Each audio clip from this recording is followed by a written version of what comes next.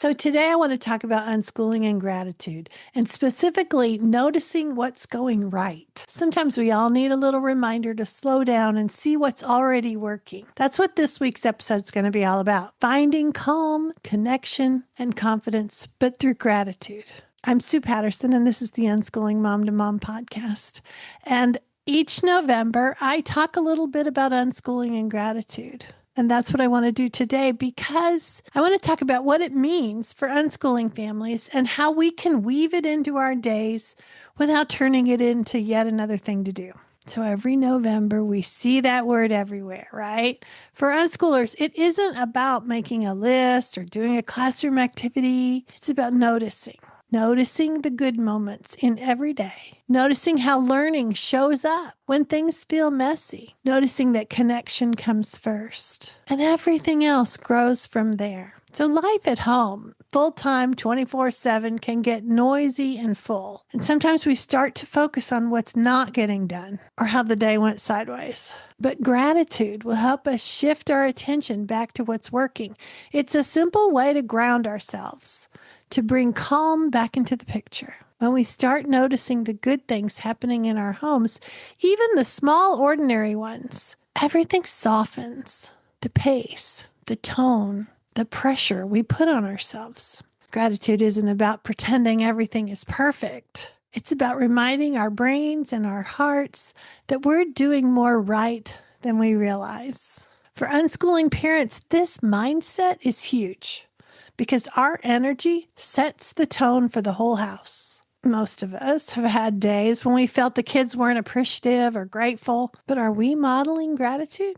Are we speaking up about what's going right in our homes, or primarily speaking about what's not going well? If we can shift our focus to find our own calmness and appreciation, our kids will feel it too. When we can start modeling this kind of a mindset, they begin to look for the bright spots too, even in the middle of the chaos.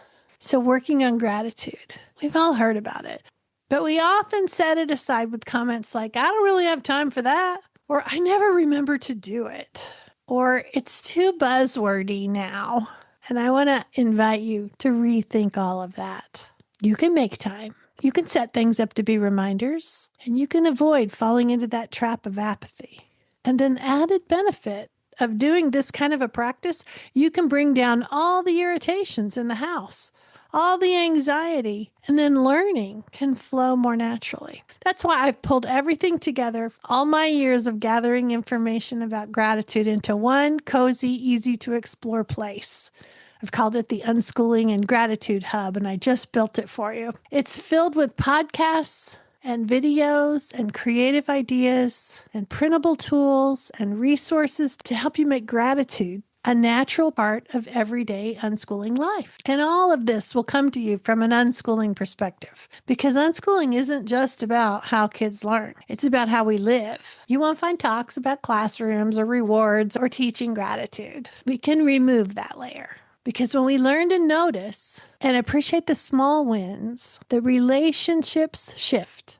The curiosity, the laughter, and gratitude stops being a project and starts just being a way of seeing everything. So whether your family loves journaling or talking things out or using creative outlets to express what they love about their day, I have ideas for everyone. In the Unschooling Gratitude Hub, you'll find a series of blog posts and podcasts about gratitude and real-life learning, 2 videos from my membership group's 15-day gratitude challenge. They'll show you practical ways to start building this habit of gratitude right now, and quick gratitude activity ideas, easy ways to get the kids involved. A full Pinterest gratitude board with creative reminders and crafts and activities. Sometimes we forget about Pinterest, right? I also have a link to the Unschooling Guide Gratitude, and it's an awesome 20-page mini magazine kind of PDF filled with journaling prompts, creative family projects, and reflection ideas, if you'd like to go deeper after exploring the free ideas on the page. So you can start anywhere with whichever one fits where you are today.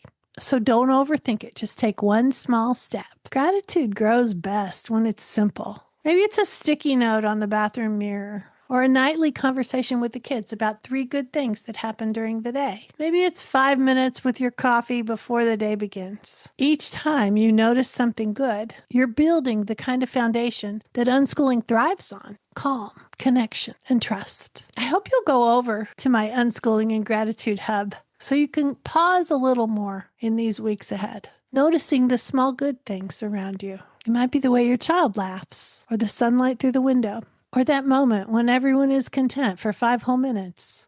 Remember that spiral notebook idea I told you about a few weeks ago, where you record the successes? Go back to that. Those moments matter. Remembering them matters. So go look at that simple tip if you're not remembering what I suggested.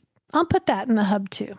So there is a 15-day gratitude challenge over in the Creating Confidence membership group that you can tap into anytime, because gratitude isn't just for November, right? And the printable unschooling guide about gratitude, that's included in the membership too. The podcast, the blog posts, and some of these ideas are over there at the Unschooling and Gratitude Hub. So you can keep going with all of this. If you're listening at YouTube, I have a gratitude playlist there too. So I have it in all kinds of places for you. I want to help you trust the process and celebrate the good that's already happening. So be sure to check the Unschooling and Gratitude Hub to explore all of it. Have fun with gratitude. Let me know if you try any of these ideas and how it went. And I'm grateful that you're here. So enjoy the kids. Have a great week. And I'll be back again soon.